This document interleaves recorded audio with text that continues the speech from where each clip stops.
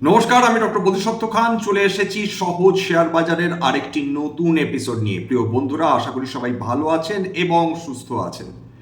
বিগতকাল বাজারে উত্থান এসেছিল ভারতীয় জনতা পার্টি। তারা স্বাধীনতা পরবর্তী সময়ে প্রথমবারের জন্য তারা পশ্চিমবঙ্গে ক্ষমতা দখল করতে সক্ষম হয়েছেন এবং ঠিক সেই কারণে বাজারে আমরা উত্থান দেখেছিলাম। আজকের পরিবর্তিত পরিস্থিতিতে আবার জিওপলিটিক্স সেটা মাথাচাড়া দিয়ে উঠেছে এবং ইরান আবার তাদের মিসাইলস, আবার তাদের ড্রোন ছুড়ে ইউনাইটেড আরব এমিরেটসের যে ফুজেরা যে পোর্ট রয়েছে, বন্দর, অত্যন্ত গুরুত্বপূর্ণ বন্দর, ঠিক স্ট্রেট অফ হরমুজের বাইরে, যেখান থেকে তারা এই যুদ্ধকালীন সময় তেল রপ্তানি করে চলছিল এবং ভারতবর্ষ যাদের কাছ থেকে তেল নিয়ে চলছিল সেইটার ওপর ইরান আঘাত হেনেছে। এতেও কিছু বলার ছিল না, কিন্তু ভারতবর্ষ এই ক্ষেত্রে তীব্র প্রতিবাদ জানিয়েছে। কেন জানেন? তার কারণ ইরানের ড্রোনের আঘাতে বা মিসাইলের আঘাতে 3জন ভারতীয় নাগরিক আহত হয়েছেন। এইটা ভারতবর্ষের পক্ষে মানাটা সম্ভবপর নয়। নিজেদের মধ্যে গোলা ছোড়াছুড়ি করছিস কর বাপু, কিন্তু ভারতীয় নাগরিকরা বিশ্বের যেখানেই তারা ক্ষতিগ্রস্ত হন না কেন, খুব স্বাভাবিকভাবে ভারতবর্ষ নিজের নাগরিকদের কথা প্রথমে চিন্তা করবে। বন্ধুত্ব অন্য প্রতিবেশী দেশগুলোর সঙ্গে অনেক পরের কথা। এই ক্ষেত্রেও তাই হয়েছে। ভারতবর্ষ যথাযথভাবে ইরানের কাছে প্রতিবাদ জানিয়েছেন, বলেছেন যে আপনারা আর্মি ইনফ্রাস্ট্রাকচার অ্যাটাক করুন, সেটাতে আমাদের কিছু বলার নেই। সেটা ইউএই বলুন বা যে মধ্যপ্রাচ্যের অন্যান্য দেশ রয়েছে সেখানে বলুন, সেখানে আমেরিকান ইনফ্রাস্ট্রাকচার, বিশেষ করে যে আর্মির ইনফ্রাস্ট্রাকচার রয়েছে বা এয়ার বেসেস রয়েছে, সেটা আক্রমণ করুন। সে ব্যাপারে এটা আপনারা নিজেদের মধ্যে বুঝে নিন, আমাদের এর মধ্যে পড়ার কোনো দরকার নেই। কিন্তু সিভিলিয়ান ইনফ্রাস্ট্রাকচার কেন অ্যাটাক করছেন? কেন তেল অ্যাটাক করছেন? আমাদের ক্ষতি হচ্ছে আপনাদের এই যুদ্ধের ফলে। শুধু তাই না, ইরান যেটি করেছে আমেরিকা এবং ইসরায়েলের সঙ্গে যুদ্ধ করাকালীন, এই 8টি মধ্যপ্রাচ্য দেশকে শশব্যস্ত করে তুলেছে। তাদের কোনো তেল, কোনো গ্যাস তাদেরকে যেতে দিচ্ছে না এবং সুযোগ বুঝে যখন পারছে, যেমন পারছে, সেটা হোটেল বলুন, সেটা বিমানবন্দর বলুন, সেটা পোর্টস বলুন, গ্যাস টার্মিনাল বলুন, সমস্ত কিছু ক্রমাগত আক্রমণ করে চলেছে। যার ফলে মধ্যপ্রাচ্যের দেশগুলো এখনো অবধি ধরা হচ্ছে আনুমানিক ক্ষতি $100 বিলিয়ন ছাড়িয়ে গিয়েছে। এবং এরকম যদি ক্রমাগত চলতে থাকে, এই 8টি দেশে দারিদ্র আসবে বলে বিশেষজ্ঞরা দাবি করছেন, অর্থনীতিবিদরা দাবি করছেন। যাদের পার ক্যাপিটাল রোজগার বিশ্বের অন্যতম বেশি বা অন্যতম শক্তিশালী, সেই দেশগুলো দারিদ্র্যের মুখ দেখতে পারে। পরিস্থিতি এরকমও দাঁড়াতে পারে যে বাধ্য হয়ে মধ্যপ্রাচ্য দেশগুলোতে তাদের আমেরিকাতে কেনা বন্ড বিক্রি করে দিতে পারে, এবং সেটা $1-2 বা $1-2 বন্ড নয়, সেটা কয়েক বিলিয়ন ডলারের বন্ড তারা বাধ্য হয়ে বিক্রি করতে পারে। জটিল পরিস্থিতি। যদিও ডোনাল্ড ট্রাম্প বলেছেন যে যুদ্ধবিরতি যেরকম ইন্ট্যাক্ট ছিল সেরকমই রয়েছে, 2-1টা মিসাইল নাকি ছুটতেই পারে, কিন্তু সেক্ষেত্রে আমাদের দেশের নাগরিকদের যদি ক্ষতি হয়, স্বাভাবিকভাবে আমরা বলবো এক্ষেত্রে সেটাই ঘটেছে। এবার অন্যদিকে এরকম একটা উদ্ভূত পরিস্থিতিতে ভারতীয় শেয়ার বাজার খুব স্বাভাবিকভাবে নেগেটিভলি রিয়াক্ট করেছে। সকালের দিকে এক সময় নিফটি 230 পয়েন্টের কাছাকাছি পতন দেখে ফেলেছিল, অর্থাৎ 1% কাছাকাছি পতন দেখে ফেলেছিল। কিন্তু মনে রাখবেন আজকের মঙ্গলবার, নিফটির উইকলি এক্সপায়ারি, তার ফলে বলা যেতে পারে বাজার আরও বেশি পতনের হাত থেকে বেঁচে গেছে। এবার খেয়াল করে দেখবেন যে যখন কোনো স্টকের দাম একটা মাসে বা একটা সপ্তাহে লাগাতার বৃদ্ধি পেতে থাকে, ঠিক এক্সপায়ারির দিন গিয়ে যারা উইকলি এক্সপায়ারিকে কভার করেন বা ট্রেডার্স যারা রয়েছেন, তারা ওই দিনে তারা লং পজিশন কেটে ফেলেন, অর্থাৎ তারা প্রফিট বুক করেন। আবার যদি খেয়াল করে দেখেন, অফকোর্স এগুলো আমরা ফিউচার্স অ্যান্ড অপশনসের কথা বলছি। এবার যদি খেয়াল করে দেখেন, এমন কিছু স্টকস সেগুলো ক্রমাগত পতন দেখে চলেছে। এরকমও সম্ভাবনা থাকে যে এক্সপায়ারির দিন যারা শর্ট করে বসেছিলেন তারা সেই শর্ট কাভারিং করছেন, অর্থাৎ যেগুলো আগে থেকে বিক্রি করে রেখেছিলেন সেই স্টকসগুলো আবার কিনে নিচ্ছেন। এর ফলেও বাজার কিছুটা উঠতে পারে। আজকের আমার যেটা ধারণা যে সম্ভবত সেরকমই কিছু হয়েছে, শর্ট কাভারিং হয়েছে, তার ফলে নিফটি যে পতনটা সকালের দিকে দেখেছিল, যত দিন গিয়েছে তত সেই শর্ট কাভারিং এর দৌলতে নিফটি সেই লসটাকে মেক আপ করেছে। সেন্সেক্সের ক্ষেত্রেও একই ঘটনা ঘটেছে।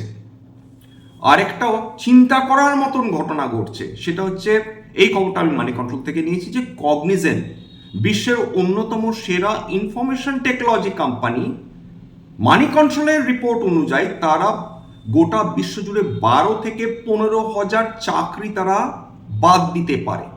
অর্থাৎ 12 থেকে 15,000 মানুষকে তারা চাকরি থেকে ছাড়িয়ে দিতে পারে, এবং সবচেয়ে বেশি এমপ্লয়িজ তারা ভারতবর্ষেই কাটছাঁট করতে পারে। অলরেডি এই বিভিন্ন বড় বড় আইটি কোম্পানিজগুলো তারা বিগত 6-7 মাস ধরে লাগাতার এমপ্লয়ির সংখ্যা কমিয়ে চলেছে, এবং এর পেছনে সবচেয়ে বড় কারণ হিসেবে যেটা ধরা হচ্ছে যে এই ধরনের কোম্পানিজগুলো তারা সবাই billions of dollars artificial intelligence model develop করার জন্য সেখানে ইনভেস্ট করছে। তার ফলে মানব এমপ্লয়ির সংখ্যা তারা কমিয়ে দিয়ে তারা যে খরচ, কস্ট কাটিং যে মেকানিজম, সেটার আশ্রয় নিচ্ছে। খুব সাংঘাতিক ঘটনা ইনফরমেশন টেকনোলজি সেক্টরে ঘটে চলেছে, এবং আমাদের অত্যন্ত মেধাবী যে ছাত্রছাত্রী বা আমাদের যে মেধা রয়েছে তারা পড়ছেন বিপাকে। অর্থাৎ ইনফরমেশন টেকনোলজি বিগত 30 বছর ধরে যে নিজের কাঁধে একা তারা ভারতীয় অর্থনীতিকে নিয়ে এগোচ্ছিল, বিপুল পরিমাণ এমপ্লয়মেন্ট জেনারেশন করছিল, সেই আইটি সেক্টর এখন চরম বিপদের মধ্যে দিয়ে যাচ্ছে। এবং সেটা মোটেই কেবলমাত্র আমাদের অর্থনীতি নয়, বিশ্বের সমস্ত অর্থনীতির জন্য এটা মোটেই একটি শুভ সংবাদ নয়। চিন্তা বাড়ছে বই কি। একদিকে তো এই ইরান আমেরিকা এই যে দ্বন্দ্বের ফলে তেল নিয়ে আমরা হাঁসফাঁস করে চলেছি, গ্যাস নিয়ে হাঁসফাঁস করে চলেছি, কত এপিসোড ধরে এই একই বক্তব্য চলছে। আইটি সেক্টরে এই ধরনের টার্মোয়েল, আর্টিফিশিয়াল ইন্টেলিজেন্সের এহেন দৌরাত্ম্য আমাদের দুদিক থেকে কাটছে। শাঁখের করাত হয়ে যাওয়া যাকে বলে, দুদিক থেকেই কাটা পড়ছেন, অর্থাৎ শেয়ার বাজারে বিনিয়োগকারীরা। চায়না এক্ষেত্রে একটা উল্লেখযোগ্য স্টেপ নিয়েছে। তারা বলেছে যে আর্টিফিশিয়াল ইন্টেলিজেন্স ব্যবহার যে কোনো কোম্পানি করতেই পারে, কিন্তু তারা কোনোভাবেই তার জন্যে মানব এমপ্লয়িকে বাদ দিতে পারবে না। এরকম একটা সলিউশন বা একটা পলিসি চাইনিজ গভর্নমেন্ট সম্ভবত নিয়ে আসতে চলেছে। সেটা বিশ্বের অন্যান্য দেশে সেটা ইমপ্লিমেন্ট করা হবে কিনা আমরা কেউ জানি না, কিন্তু এই মুহূর্তে এই যে অজানা আশঙ্কা, এই যে দিনের পর দিন যে তীব্র ভীতি তৈরি হচ্ছে, সেইটা কিন্তু সহজে ফেলে দেওয়ার মতো নয়। আইটি কোম্পানি ক্রমাগত আরও একটা নিউমেনাস জোনে ঢুকছে, একটি অন্ধকার জোনে ঢুকছে, যেখানে আমরা কেউ জানি না কি ঘটতে চলেছে।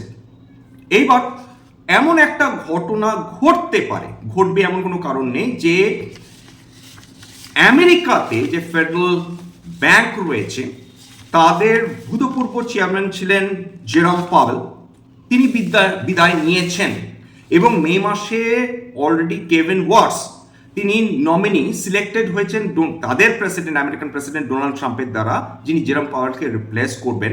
এবং ডোনাল্ড ট্রাম্প এই কারণেই কেভিন ওয়াটসকে নমিনেট করেছেন, অর্থাৎ ফেডারেল ব্যাংকের চেয়ারম্যান হওয়ার জন্য, যাতে তিনি এসেই ইন্টারেস্ট রেট কমিয়ে দেন। এইবার ইন্টারেস্ট রেট কমিয়ে দেওয়া সেটা ভারতবর্ষের তথা বিশ্ব অর্থনীতি তথা বিশ্বের শেয়ার বাজারের পক্ষে ভালো? উত্তর হচ্ছে ভালো হওয়ার সম্ভাবনা প্রবল। কেন এ কথা বলছি? প্রথম কথা, যখনই আমেরিকাতে ইন্টারেস্ট রেট কম করা হয়, অর্থাৎ ঋণের সুদের হার কম করা হয়, তখন যেটা প্রথমে দুর্বল হয় সেটা হচ্ছে ডলার। 2 নম্বর, ইন্টারেস্ট রেট কম করার ফলে আমেরিকাতে যে বন্ড মার্কেট রয়েছে তার যে ইল্ড সেটা কম আকর্ষণীয় হয়ে পড়ে। তার ফলে যেটা ঘটতে থাকে যে বিভিন্ন বিনিয়োগকারীরা যারা আমেরিকান বন্ডে বিনিয়োগ করে থাকেন তারা সেই বন্ড মার্কেট থেকে তাদের টাকা তুলতে শুরু করেন, অর্থাৎ এক্সিট রুট নেন। এইবার প্রশ্ন হচ্ছে যে এই টাকাটা কোথায় যায়?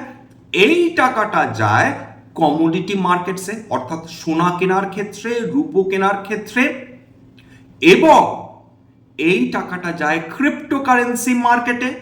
এবং আপনারা যদি খেয়াল করে দেখেন যে ক্রিপ্টোকারেন্সি মার্কেট বিগত 1 সপ্তাহ ধরে দারুণ পারফরমেন্স দেখিয়ে চলেছে। ক্রিপ্টোকারেন্সি মার্কেটে কয়েকটা ক্রিপ্টো কারেন্সির কথা উল্লেখ করি। প্রথম কথা, কোনো ধরনের কিন্তু এগুলো রিকমেন্ডেশন বা সাজেশন না, কেবল তথ্য হিসাবে আপনাদের সামনে প্রেজেন্ট করছি। সবসময় আপনাদের সেবি রেজিস্টার্ড ইনভেস্টমেন্ট অ্যাডভাইজারের পরামর্শ নেওয়ার চেষ্টা করবেন। এবার খেয়াল করে দেখুন যে বিটকয়েন বিগত এক সপ্তাহে 5.7% উত্থান, ইথেরিয়াম 4.1% উত্থান, রেন্ডার 5.6% উত্থান, এছাড়া রিপল 1.2% উত্থান, চেন লিঙ্ক সেটা প্রায় 5% উত্থান, সোলানা 1.5% উত্থান, এছাড়া পোলকাডট 2.9% উত্থান। তার মানে ক্রিপ্টো মার্কেটও বুঝতে পেরেছেন যে ডোনাল্ড ট্রাম্পের যিনি নমিনি তিনি ডেফিনেটলি ইন্টারেস্ট রেট কাট করতে পারেন, করবেনই এমন কোনো গ্যারান্টি নেই, কিন্তু যেহেতু ডোনাল্ড ট্রাম্প তাকে নমিনি হিসাবে নিযুক্ত করেছেন, সুতরাং এটার সম্ভাবনা প্রবল হয়ে উঠছে। ঠিক যে কারণে আপনারা আমেরিকান মার্কেটে এই তীব্র র্যালি দেখতে পেরেছেন, সেটা ডাউ জোন্স বলুন, ন্যাসড্যাক বলুন, এই সমস্ত কিছুতে বা স্ট্যান্ডার্ড অ্যান্ড পুয়ার বলুন, সেগুলো লাইফ হাই ছুঁয়েছে এই প্রত্যাশায় যে কেভিন ওয়ার্স তিনি এসে ইন্টারেস্ট রেট কম করবেন, এবং যখন এই বন্ড মার্কেট লেস অ্যাট্রাকটিভ হবে, যখন ডলার দুর্বল হবে, তখন সেই উদ্বৃত্ত টাকা, সেই টাকাটা এসে ডুববে হয় ক্রিপ্টোকারেন্সি মার্কেটে, নতুবা বিভিন্ন প্রেশাস বা সেমি প্রেশাস মেটালের, নতুবা ইকুইটি মার্কেটে। শুধু এটাই নয়, এই যে উদ্বৃত্ত টাকা সেইটা তখন ফরেন ইনস্টিটিউশনাল ইনভেস্টার্সরা বিভিন্ন উদীয়মান মার্কেটে তারা ইনভেস্ট করতে চলে আসবে, তার মধ্যে ভারতবর্ষ অন্যতম, অর্থাৎ যেগুলো ইভলভিং ইকোনমি বা ইমার্জিং ইকোনমি। এইটা ভারতবর্ষের পক্ষে একটা সাপে বর হলেও হতে পারে, তবে মার্কেট অলরেডি ফ্যাক্টর ইন করে নিয়েছে কিনা, বিশেষ করে আমেরিকান মার্কেট, আমরা কেউ জানি না।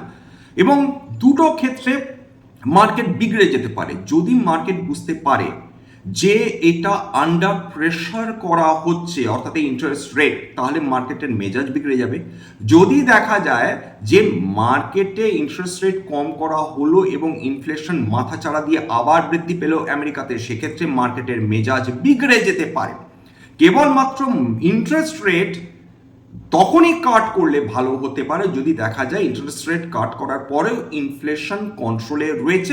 আমেরিকাতে সেটা হওয়াটা যদিও একটু ডিফিকাল্ট, ইনফ্লেশনকে কন্ট্রোল করা বর্তমান পরিস্থিতিতে, বিশেষত যখন গোটা বিশ্ব জুড়ে বিভিন্ন ক্রুড অয়েল বাস্কেটের দাম মাথা ফুঁড়ে বেরিয়ে যাচ্ছে, তথাপি বলা যেতে পারে যে এই রেট কাটের ফলে লিকুইডিটি বুস্ট যেটা আসবে, সেটা গোটা বিশ্ববাজার তথা ইকুইটি মার্কেট তথা অন্যান্য অ্যাসেট মার্কেটকে বুস্ট আপ করলেও করতে পারে। যাই হোক, আজকের যদি বিভিন্ন ক্রুড অয়েল বাস্কেটস, যদি বিভিন্ন ক্রুড অয়েলের দাম দেখেন, ক্রুড অয়েল যেমন হচ্ছে আজকে প্রায় 2% পতন নিয়ে ট্রেড করছিল $104, কোনো ইতিবাচক উন্নতি হয়েছে এমনটি বলা যাবে না। $104 যদি প্রতি ব্যারেল ক্রুড অয়েল ট্রেড করে, সেক্ষেত্রে মানুষ কি সান্ত্বনাই বা পাবেন, বা কোনো দেশের অর্থনীতি কিভাবেই বা রিলিফ পাবে। ব্রেন্ট ক্রুড $113 প্রতি ব্যারেল ট্রেড করছে, 1.22% আজকে পতন হয়েছে। এছাড়া সোনার দাম আজকে উত্থান এসছে প্রায় 0.72%, রুপোর দামে আজকের 1.27% উত্থান এসেছে বলা চলে। তারপর আজকের বিভিন্ন যদি ইন্ডেক্সগুলো দেখেন বা ইন্ডাইসেসগুলো দেখেন, সেক্ষেত্রে নিফটি ক্যাপিটাল মার্কেটস আজকে বেশ চাঙ্গা হয়ে ট্রেড করছিল, 1.24% উত্থান। সবচেয়ে বেশি বৃদ্ধি পেয়েছে ক্যাম্পস 9.11%। এছাড়া নিফটি ইন্ডিয়া ডিফেন্স সেটাও আজকের চাঙ্গা হয়ে ট্রেড করেছে, 1.28% উত্থান। সবচেয়ে ভালো পারফরমেন্স করেছে ডায়নামেটিক টেকনোলজিস, 6.45% উত্থান। নিফটি রিয়েলটি আজকে ভালো পারফরমেন্স করতে পারেনি, 1.41% পতন। খারাপ পারফরমেন্স করেছে গোদরেজ প্রপার্টিজ, প্রায় 5% পতন। নিফটি মেটাল আজকে প্রায় ফ্ল্যাট ছিল উইথ এ পজিটিভ বায়াস। সবচেয়ে ভালো পারফরমেন্স করেছে বেদান্ত, আজকে 3.14% উত্থান। Nifty fast moving consumer goods আজকে 0.64% উত্থান। ডাবর ইন্ডিয়াতে 3.34% আজকের উত্থান এসেছে। নিফটি ফার্মা 0.4% উত্থান। সবচেয়ে ভালো পারফরমেন্স করেছে ওখাট, প্রায় 8% উত্থান।